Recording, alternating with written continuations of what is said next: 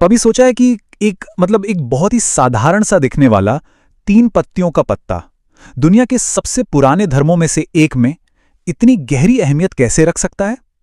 तो चलिए आज मिलकर इस साधारण से पत्ते के पीछे जो असाधारण रहस्य छिपा है ना, उसे समझते हैं। तो ये बेलपत्र आखिर है क्या चीज? देखिए, ये बेल के पेड़ का 3 पत्तियों वाला एक पत्ता है। संस्कृत में इसे बिल्व पत्र भी कहते हैं और हिंदू धर्म में भगवान शिव को जो सबसे पवित्र चढ़ावे चढ़ाए जाते हैं ना, ये उनमें से एक है। तो ये समझिए, ये सिर्फ एक पत्ता नहीं है, ये श्रद्धा और आध्यात्मिकता का एक बहुत ही शक्तिशाली प्रतीक है। लेकिन देखिए, इसकी कहानी सिर्फ पूजा पाठ तक ही सीमित नहीं है। आपको पता है, बेल के पेड़ का जो फल और पत्तियां हैं, वो पारंपरिक आयुर्वेदिक चिकित्सा में भी बहुत बहुत ही पावरफुल इंग्रेडिएंट्स हैं। मतलब इनका इस्तेमाल कई बीमारियों के इलाज के लिए किया जाता है। तो एक तरह से ये आध्यात्मिकता और स्वास्थ्य दोनों के बीच एक बड़ा गहरा रिश्ता बनाता है। चलिए अब जरा इसके गहरे प्रतीकवाद में उतरते हैं। इसकी जो ये 3 पत्तियों की साधारण सी बनावट दिखती है ना, इसमें कई गहरे रहस्य छिपे हैं। तो सवाल ये उठता है कि आखिर ये 3 पत्तियां ही क्यों? क्या है इनका महत्व? अब ये समझना बहुत दिलचस्प है। इसकी जो 3 पत्तियां हैं ना, वो अपने आप में एक पूरे ब्रह्मांड का प्रतीक हैं। देखिए, पहली पत्ती है ब्रह्मा, मतलब सृष्टिकर्ता। दूसरी है विष्णु, जो संरक्षक हैं। और तीसरी है शिव, यानी संहारक। पर बात यहीं खत्म नहीं होती। ये 3 लौकिक गुणों का भी प्रतीक हैं। सत्व यानी शुद्धता, रजस यानी गतिविधि, और तमस मतलब जड़ता। और इससे भी गहरा, ये पवित्र ध्वनि ओम के 3 अक्षरों आकार, उकार और मकार को भी दर्शाती है। कमाल है ना? और एक और गहरा प्रतीक, इन 3 पत्तियों को भगवान शिव की 3 आंखों का प्रतीक भी मानते हैं। और जो तीसरी आंख है, उसे तो दिव्य ज्ञान और संहार की शक्ति का प्रतीक माना ही जाता है।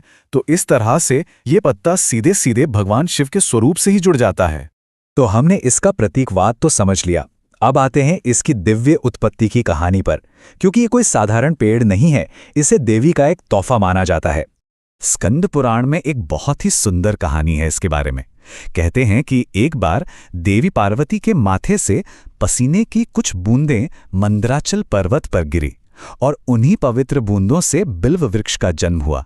और जानते हैं, इसी वजह से ये भी माना जाता है कि इस पेड़ में खुद देवी पार्वती अपने सभी रूपों में निवास करती हैं।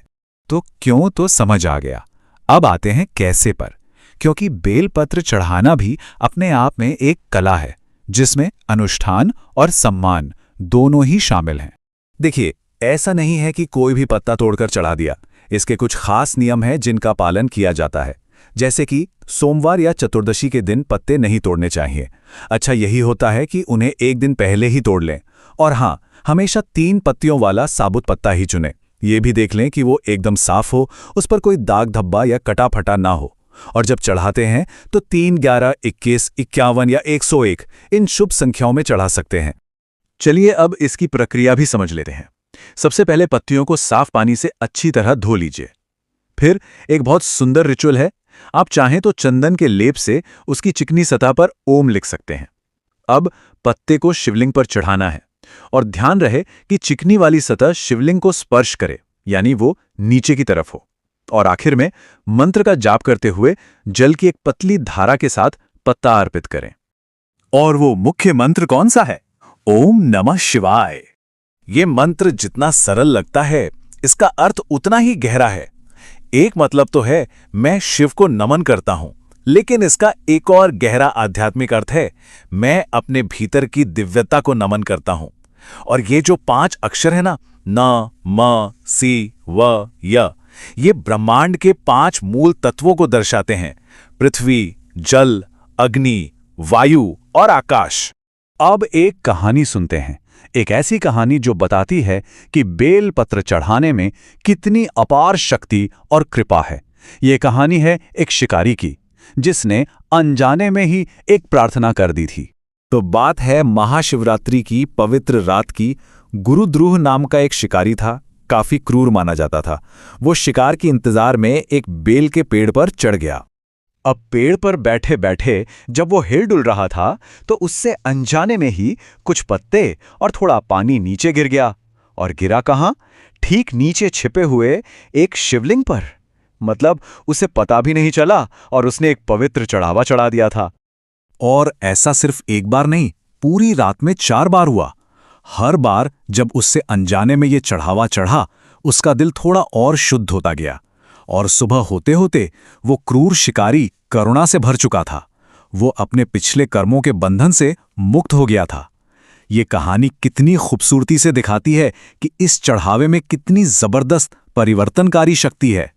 तो इस सब से हम क्या सीखते हैं? यही कि एक साधारण से दिखने वाले प्रतीक में कितनी स्थायी शक्ति हो सकती है। तो आखिर में हमने क्या देखा?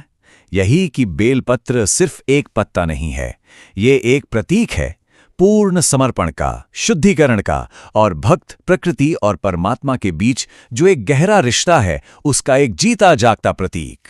और ये पूरी बात हमें एक सवाल के साथ छोड़ जाती है कि हमारी अपनी जिंदगी में ऐसी कौन सी साधारण सी चीजें हैं जिन्हें अगर हम जरा ध्यान से देखें तो शायद उनमें भी ऐसे ही गहरे अनदेखे अर्थ छिपे मिल जाएं।